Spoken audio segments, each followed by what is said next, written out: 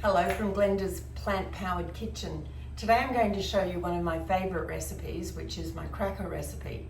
And this is a favourite with everyone wherever I go. I'm always asked to bring crackers, and if I arrive at a function they go, "Did you make crackers?"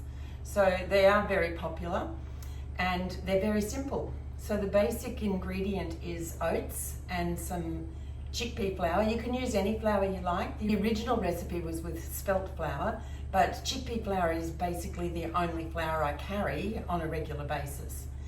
It isn't gluten-free because I do use oats, and in Australia our oats are not certified gluten-free. I think that's mainly because they're packed in factories that they pack other grains, so they can't be sure that there isn't any gluten in them.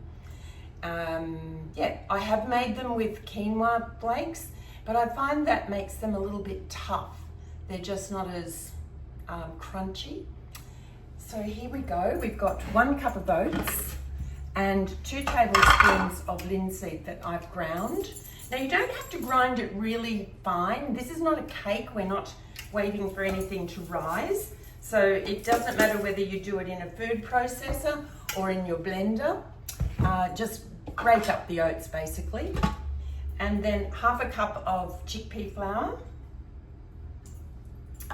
And the seeds that I put in it are sesame seeds, pumpkin seeds and sunflower seeds, 2 tablespoons of each. And the linseed was 2 tablespoons as well, but that got ground up with the oats. So I'll pop that in. And 300 mils of water. So we just stir that all together and get it ready to go on the baking sheets, which I will prepare with parchment paper. Mix it all up, and it's a good idea to leave this sit for about 5 minutes so that the linseeds can soak up the moisture and thicken the mixture. And that makes it easier to spread. It won't run everywhere. At the moment it's quite runny. So we'll let that sit, and I'll come back when it's time to put them on the baking sheet. Here's the mixture, and it's quite thick now. So I'm going to spread half of this onto each sheet. I've got 2 baking sheets here that I've lined with parchment paper.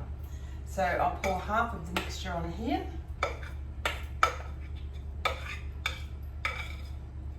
And half on my other sheet.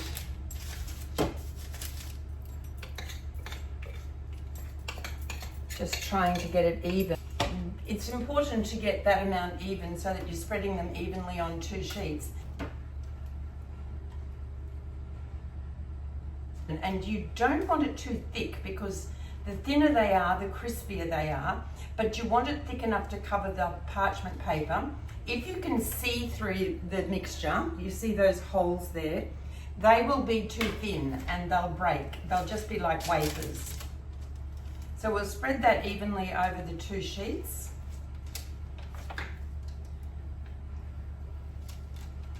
And what I'm using is an offset spatula that makes it easier to spread. So you can see the angle of it and you can get a flat surface. You don't have to use that, but it does make it easier to get a nice even spread. That looks pretty good. There's no holes. It's not too thick around the edges, because the thicker parts will take longer to cook. And what we want to do is try to get it to cook evenly. It's not quite as simple as pop it in the oven and leave it until it's cooked.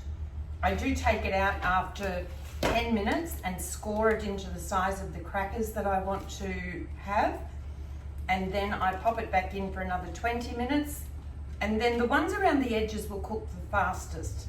So then I take them off the parchment paper and I will turn them over. I'll show you all of that as we go.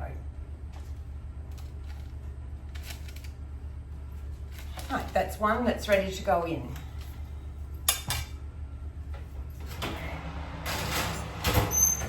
And now I'll get the other one ready.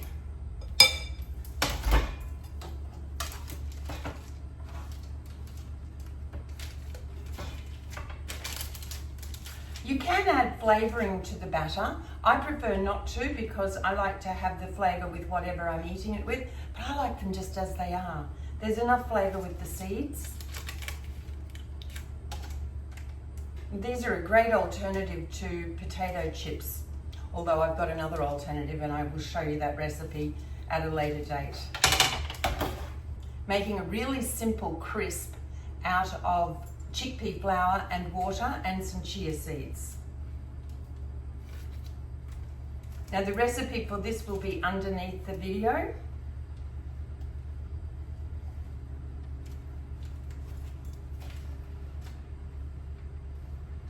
There we go, all ready for the oven.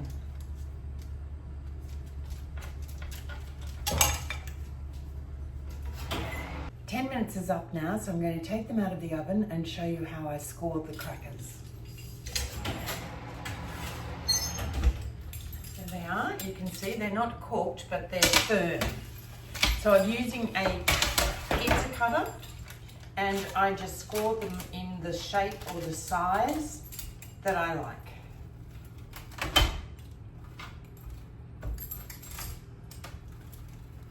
And there we go.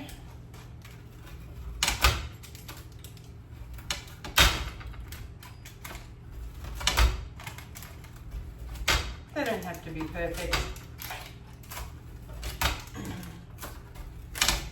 Right. And they'll go back in the oven now.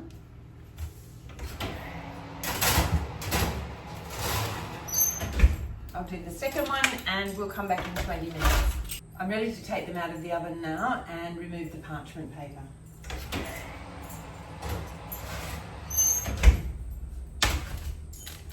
So what I do with them is I just flip them over and peel the paper off.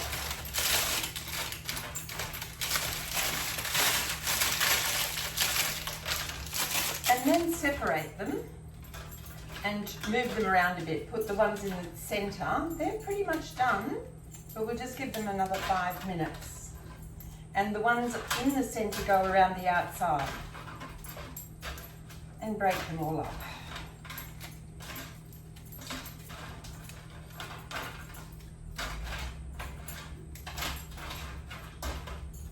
Oh, they look great. See these little ones around the edge?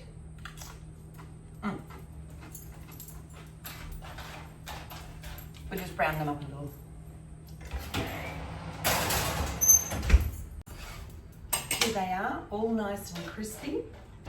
These are always popular, and the beauty of them is we know exactly what's in them. There's no preservatives, there's no colorings, there's no flavorings. And just enjoy these with homemade hummus or maybe some salsa, avocado, whatever you fancy. Try them and enjoy.